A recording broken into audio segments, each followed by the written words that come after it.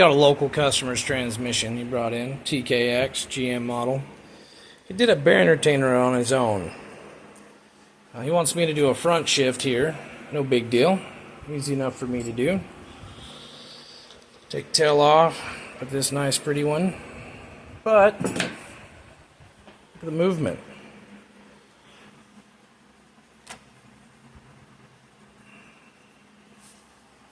So as I tore this off,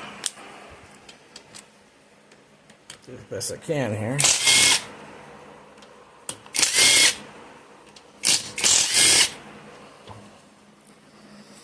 He did what quite a few customers do when they do these swaps on their own.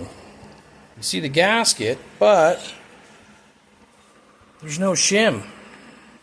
He left the shim in the other retainer, the stock one, when he did it. So now, if this wouldn't have came to me and he'd installed this in his car, he'd have blown it apart in no time. There's normally 1 to 2 shims always in a TKX. 1 to 2, always. There's never not a shim.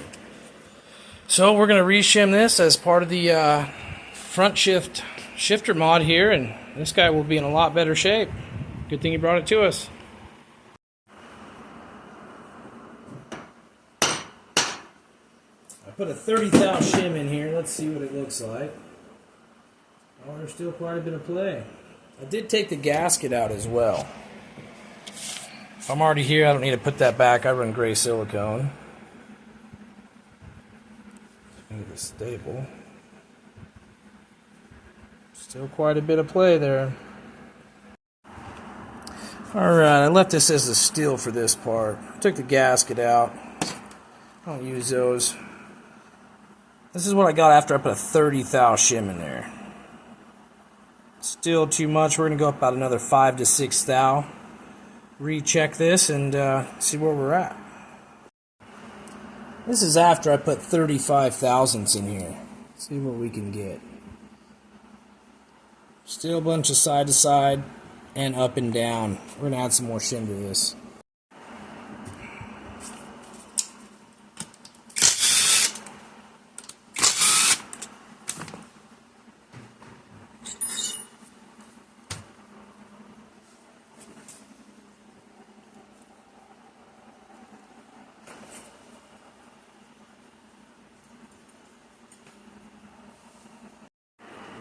Alright, we got that 30 thousandths in here. Hard to see there, but there's still quite a bit of rock. Quite a bit. We're going to go ahead and fix that. I'm going to jump this bad boy up to 8 thou, 6 thou, see what happens.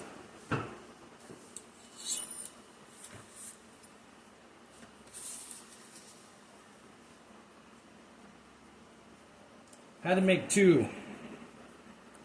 So what I got here, I got 20, I'm 18. See how that rocks. 38.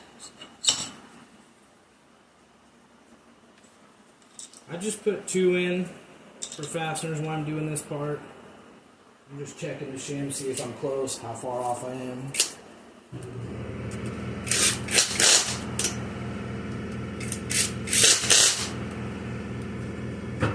Yet again, brass hammer into the pilot. Well, that's beautiful.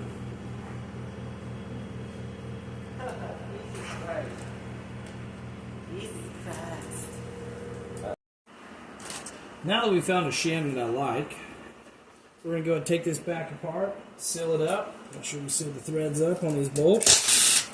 We're good to go. Remember, take your shims off with you, throw them in the bearing retainer.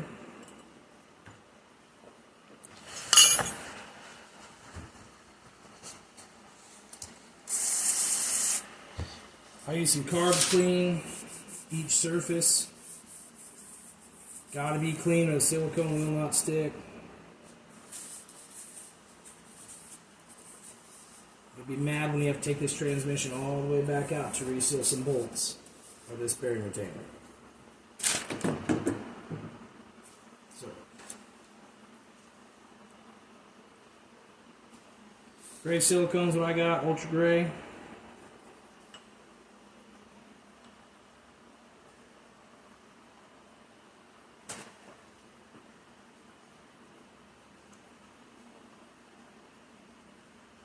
Work it around. You don't need to go heavy. Some guys goop the crap out of it. And if you don't clean it after the fact and wipe around the edge here, then your bell housing will not sit flush. So then you'd be wondering why your bell housing alignment comes out so wonky. Also some operator error. Alright, here we go. Hold the shim with one finger on the inside. Nice on there, and just slam it forward. Alright, locate your bolt holes. Next important step is seal the threads. Simple. I use silicone. Same stuff I'm sealing the bearing retainer with. Some people use Loctite. Some people want to use the white goop. That's completely up to you. Whatever you do, just seal the threads.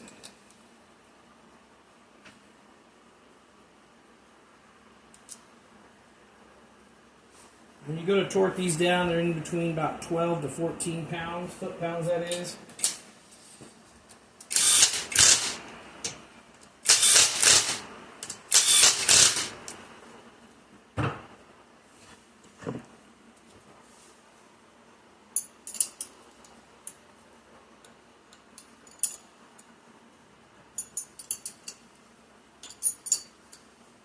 The anti-rotation stud, definitely got to do by hand. Most sockets aren't deep enough.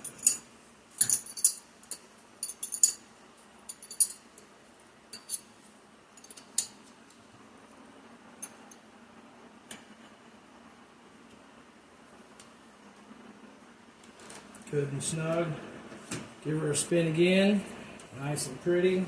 Double check your smack. Because sometimes when you tighten up all four, you'll realize it's gotten a little tighter, which it's going to, but sometimes it gets a little too tight, so it's always good to triple check your work and clean it up, and we're done.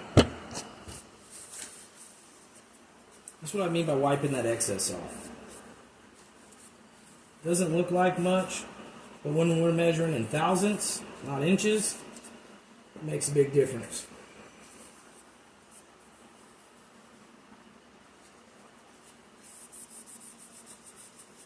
You want all that out of there.